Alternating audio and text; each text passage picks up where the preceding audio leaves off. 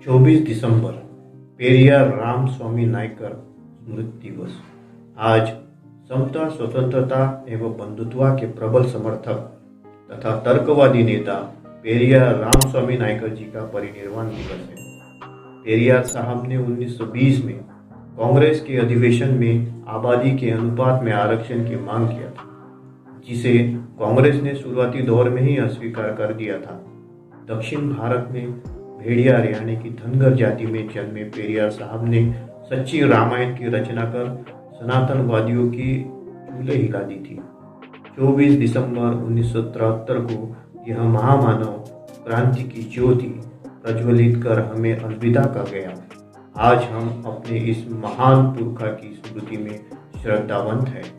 Periyar EV Ramaswamy Naikar का जन्म 17 सितंबर 1879 ईरोड, तमिलनाडु में हुआ तथा उनकी मृत्यु 24 दिसंबर 1973 वेल्लोर, तमिलनाडु में हुई।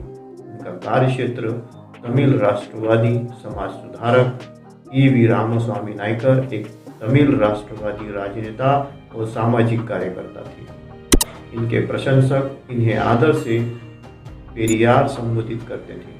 उन्होंने आत्मसम्मान आंदोलन, द्रविड़ आंदोलन प्रारंभ किया था। उन्होंने जस्टिस पार्टी का गठन किया, जो बाद में जाकर द्रविड़ कड़गम हो गई। वे आजीवन रूढ़िवादी हिंदुत्व का विरोध करते रहे और हिंदी के अनिवार्य शिक्षण का भी उन्होंने घोर विरोध किया। उन्होंने दक्षिण भारतीय समाज के शोषित वर्ग के लिए आजीवन कार्य किया। उन्होंने ब्राह्मणवाद और ब्राह्मणों पर करारा प्रहार किया और एक पृथक राष्ट्र द्रविड़ नाडु की मांग की।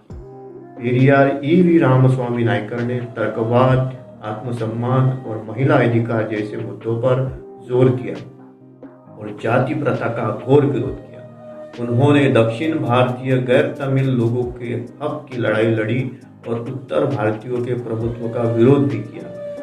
उनके कार्य से ही तमिल समाज में बहुत परिवर्तन आया और जातिगत भेदभाव भी बहुत हद तक कम हुआ। यूनेस्को ने अपने उदाहरण में उन्हें एक नए युग का पैगंबर, दक्षिण पूर्व एशिया का सुकरात, समाज सुधार आंदोलन के पिता, अज्ञानता, अंधविश्वास और बेकार के रीति रिवाज का दुश्मन कहा है।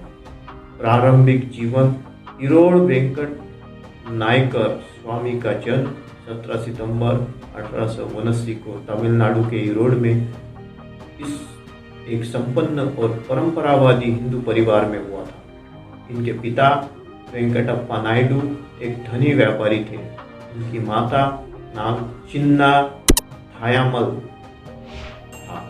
उनका एक बड़ा भाई और 2 बहनें थीं। सन 1885 में उन्होंने स्थानीय प्राथमिक विद्यालय में शिक्षा के लिए दाखिला लिया और कुछ सालों की औपचारिक शिक्षा के बाद वे अपने पिता के व्यवसाय से जुड़ गए। बचपन से ही वे रूढ़िवादिता, अंधविश्वासों और धार्मिक उपदेशों में कही गई बातों की प्रामाणिकता पर सवाल उठाते रहे थे।